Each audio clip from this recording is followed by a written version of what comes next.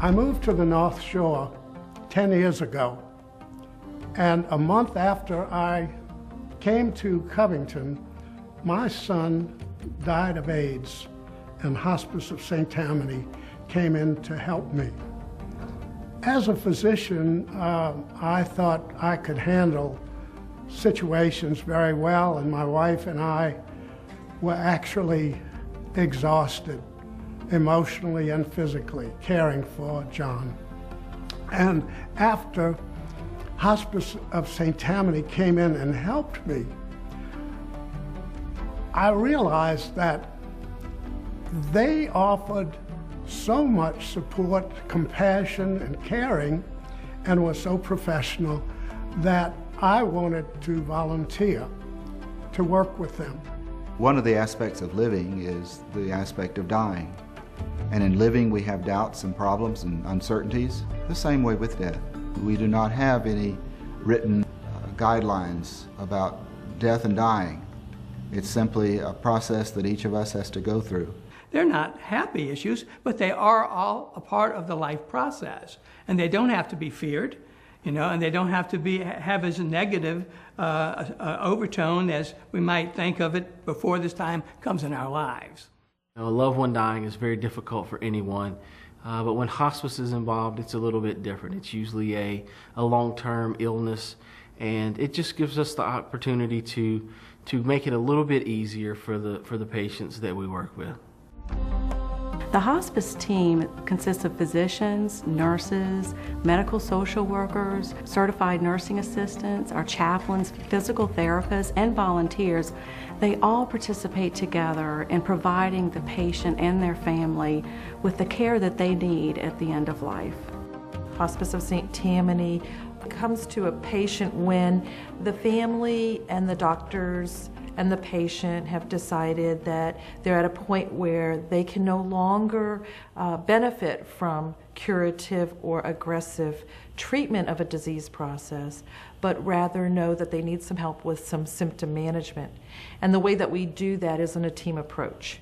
Discharge planning at the hospital is a coordinated effort with the social worker, the patient's physician, their nurses, whoever was involved in that patient's care in the hospital, so that we can continue that care at home. We decided that my husband had had enough, that real progress was not going to happen, that we wanted him to be comfortable and we wanted him to enjoy what was left, and we did not want it to be in a hospital. Well, when you're in a hospital situation with someone ill, with us, we were not expecting to be told that perhaps we would need hospice care. And so we were going through a very difficult time. It was quite a shock to us.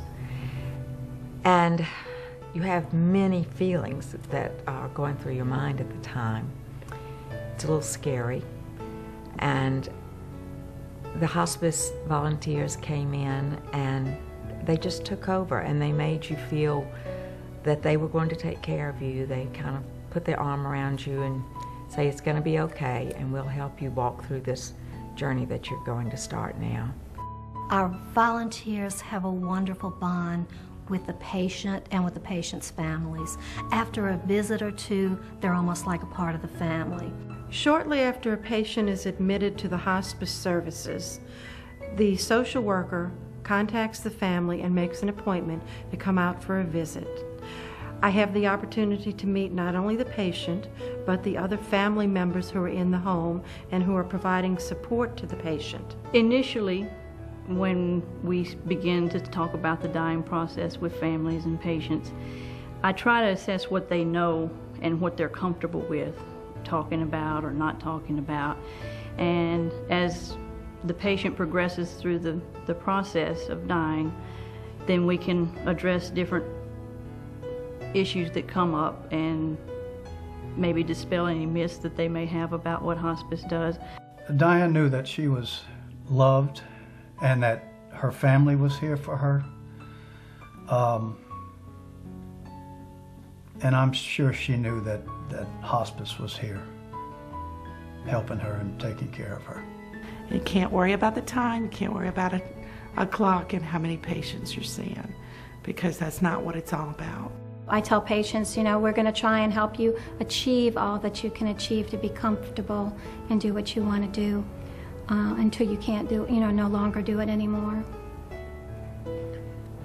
Well, I think it was very special to all of us that we were able to be together as a family around Dennis's bed. He knew we were there. We knew we had the support of each other. And I think Kelly mentioned the fact that friends were able to come in and visit was, don't you think, especially supportive for us and for Dennis and for them, for the friends to be able to visit with him and have their last visit in his home. Over the last 8 or 9 years, this is a concept that has caught on, and it is being taught in schools, it is being taught in hospitals. There are palliative care teams who will form a bridge to hospice. They're the best group of individuals that I've ever worked with.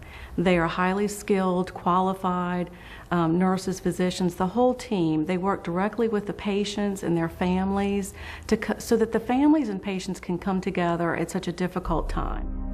Being at home during those days with Dad was possible because of the support we got from hospice. There's so much that you can do for your loved one, and hospice comes and tells you what you can do and how you could help Dad be more comfortable. But then there were things that they needed to do, and they were not intrusive. They came to visit, and then they went away and would come back, and they affirmed and confirmed all the things you were doing and gave you guidance in the things you could do. Dad came home the Saturday before Christmas, and Christmas fell on a Tuesday that year, and he passed away Wednesday. So to have hospice here during the holidays was a gift. To be able to be in our home with our father and our whole family around us, and friends coming in and out, and the nurses being here helping us through our emotions and helping us with Dad, and it was just a beautiful, beautiful time.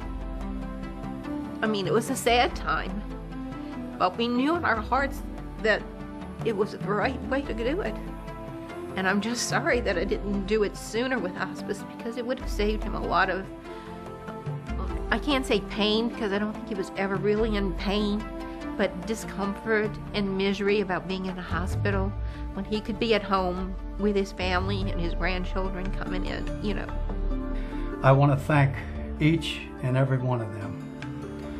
And I'm just so grateful that they were available to us and they were recommended to us, and they were here every step of the way through this process.